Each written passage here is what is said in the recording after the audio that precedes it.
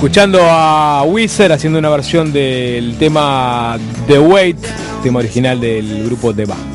Las condiciones de reclusión a las que se someten a las personas en los establecimientos carcelarios uruguayos son violatorios de los derechos humanos. Así lo han confirmado, por ejemplo, las relatorías de organismos internacionales especializados en el tema que han arribado al país en los últimos años para visitar nuestras cárceles. La rehabilitación, como supuesto objetivo del sistema penal, parece ser, en este contexto, un fin difícil de alcanzar para la mayoría de las personas privadas de su libertad.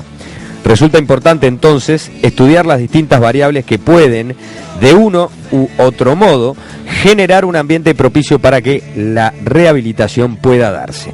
Esta tarde nos referiremos a una de ellas, la alimentación.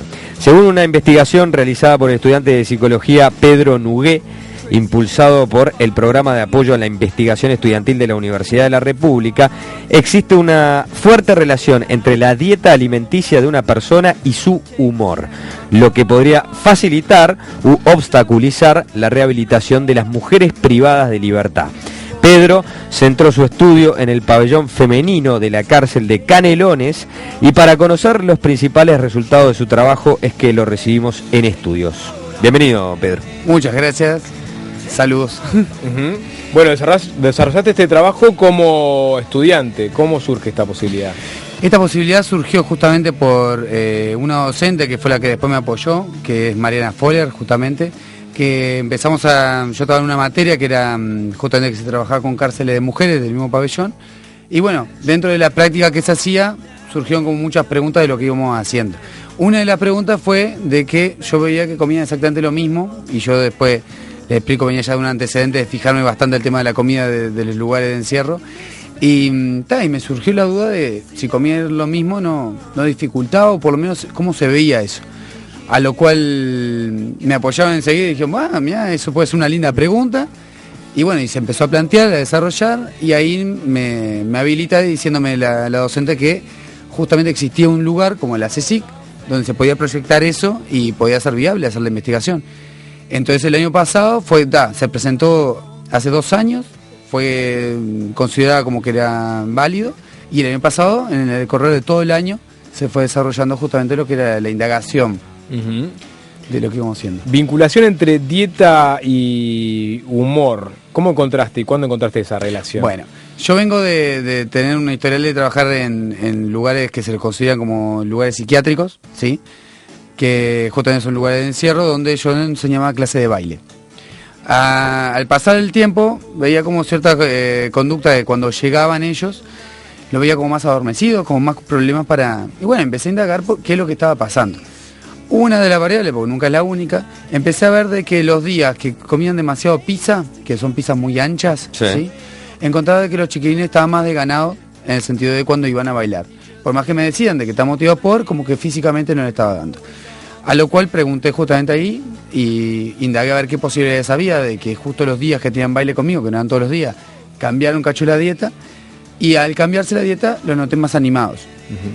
Como yo trabajaba más en un lugar, se empezó a ver de que en el otro lugar me empezó a pasar lo mismo, con mucha pasta o con comidas medias pesadas en harina. A lo cual me surgió la idea de indagar, hice la grande de buscar en la página de internet, empecé a indagar a ver qué podía relacionarse. Yo paralelamente ya estaba trabajando lo que era la terapia de la alegría, justamente de lo que es trabajar desde la alegría en diferentes ámbitos, más que nada en los lugares de encierro. Y ahí como que se me juntaban las dos cosas. Empecé a indagar a ver si existían investigaciones, si existía algo. Más me motivó encontrarle que no había investigaciones concretas, por lo menos en lengua española, sobre lo que yo quería indagar. Y a ver que en cárcel de mujer se comía exactamente lo mismo, se me ocurrió por preguntarles a ellas, a ver ellas qué opinaban. Y bueno, me empezaron a decir de que se generaba muchas veces el desgano de comer, entre otras cosas, ¿no? Yo siempre digo lo mismo, yo indagué la alimentación, pero es uno de los factores dentro de todos los factores que se encuentran en el lugar de encierro. Ahí se empezaron a juntar para mí las ideas, empecé a sacar mucho material biográfico y empecé a relacionar las dos cosas que venía haciendo, hasta que, bueno, se concretizó y empecé a indagar fijamente, bueno, cómo puede empezar a, por lo menos, indagar y sacar un presupuesto de lo que podía hacer dentro de lo que era cárcel de mujeres, esta temática. ¿Cómo planteaste el estudio dentro de la cárcel? El estudio es en sí, planteé 3 variables que son el aprendizaje, que es lo que tomaríamos como rehabilitación, ¿sí?, el rehabilitar a una persona no me parecía como muy funcional, por lo menos, para lo que podía ser un estudio de psicología, pero sí un aprendizaje, que era modificar un comportamiento que veíamos que la sociedad por lo menos ve que no tiene que ser correcto. Por el otro lado, tener la parte la parte biológica de una persona, que es donde entraría la alimentación, que es donde justamente el aprendizaje se relaciona con la plasticidad neuronal, que es la capacidad que tenemos de chiquito de que las neuronas se empiecen a relacionarse entre sí de formas distintas y empieza a evolucionar hacia el aprendizaje de las personas. Y a su vez, la relación que existía con diferentes tipos de alimentos que mejoraban justamente de la plasticidad neuronal. Por ejemplo, los alimentos que te generan buen humor. Por ejemplo, el chocolate. ¿Sí? Pega para arriba el chocolate. Claro, el chocolate es más, yo muchas veces he recomendado y he tenido problemas por eso, que un poco menos de antidepresivo y más de chocolate mejoraría mucho las cosas, o ponerte una película de Chaplin y capaz que mejoraría mejor las cosas que estar todo el día en la roja, de mejor tomo una pastilla porque me siento mal. Bien. Pero bueno, es un tema de voluntad. Entonces, con esa metodología, con ese campo de estudio, ¿a qué conclusiones llegaste finalmente? Mira, yo hice, uno de los problemas que tuve en el grupo fue lo difícil que es en la facultad de psicología y en las facultades poder relacionar muchas facultades para poder hacer una investigación, que por suerte ahora esto está cambiando. Hay muchas demandas de gente que dice, vos tenemos que empezar a hacer que las facultades empiecen a trabajar en bloque y no independiente. Pero producto de eso, mi equipo de trabajo se dividió y se hizo 3 veces, a la cual terminé quedando yo, la docente, y una ayudante que era Natalia Laino, que es otra psicóloga, que también fueron los que más o menos me estuvieron haciendo como el soporte del equipo que se fue rompiendo.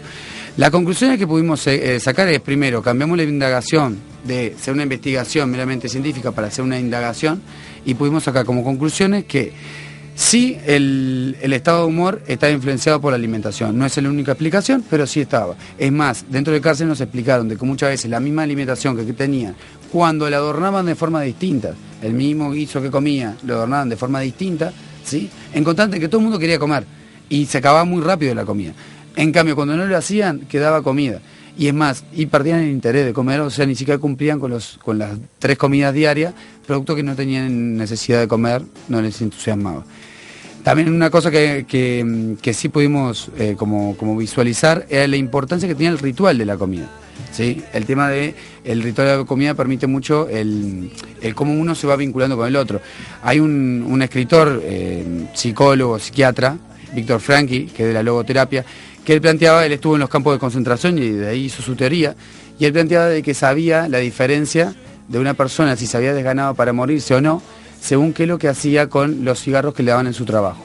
Si en los trabajos que hacían como judíos, si los cigarros lo cambiaban por comida, significa que era una persona que estaba apostando a salir de la situación. Ahora, si veías a la persona fumando, ya sabías que la persona se había desligado para morirse. Entonces, desde ahí fue que se basó mucho el tema de, bueno, es un factor que aparte se puede atacar, que no es nada extraño, ¿sí? Que perfectamente las condiciones se pueden modificar, que es una de las cosas que estuvimos charlando mucho con las mujeres cuando hicimos la investigación, que nos dijeron, sí, pero esto que se puede cambiar. Y mira, la idea es que esta más que investigación sea una denuncia de algo que pasa.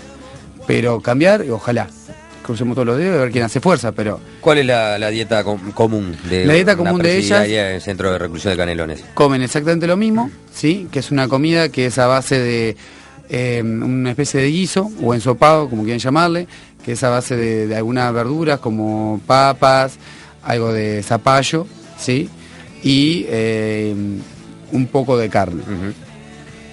Y hay otra dieta que vendría a ser las que tienen papel médico, que de verdad es por un tema, por ejemplo, de hipertensión o alguno, que es en sí más liviana en la misma comida. Esa comida exactamente la comen todos los días durante su periodo que están privadas de libertad. Esto aparte, después mirando otras cárceles y averiguando y eso en otras cárceles, vimos que pasaba exactamente lo mismo, que tiene una dieta prefijada que siempre se va a mantener exactamente la misma, por ahora es lo que se va manejando.